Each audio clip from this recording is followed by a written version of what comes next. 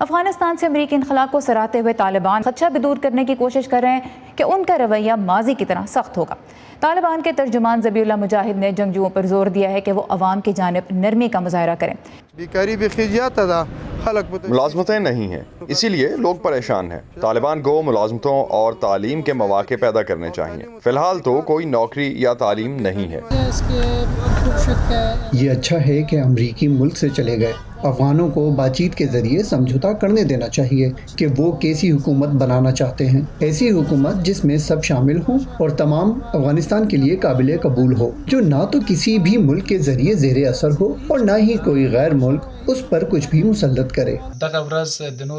یہ دن ملک کے دیگر حصوں کی طرح خوست میں بھی انتہائی گرم جوشی کے ساتھ منایا گیا۔ اپنی تقریروں میں انہوں نے بیرونی انخلا کو افغانستان کی آزادی سے تعبیر کیا۔ لوگ خوش ہیں کہ افغانستان میں امن کا قیام ہو گیا ہے، لیکن حقیقت میں شہر میں لوگ مختلف مشکلات کا شکار ہیں۔ میری رائے میں امریکی افواج کا افغانستان سے انخلا قابل قبول نہیں۔ ان کے افغانستان سے چلے جانے سے ملک میں عدم تحفظ بڑھ جائے گا۔ میں سمجھتا ہوں کہ ملک کی سلامتی کو یقینی بنانے اور ملک میں رونما ہونے والے واقعات کو روکنے کے لیے امریکی افواج کو افغانستان میں موجود ہونا چاہیے۔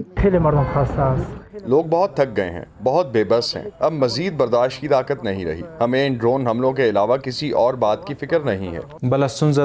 کاروبار بہت زیادہ متاثر ہوا ہے۔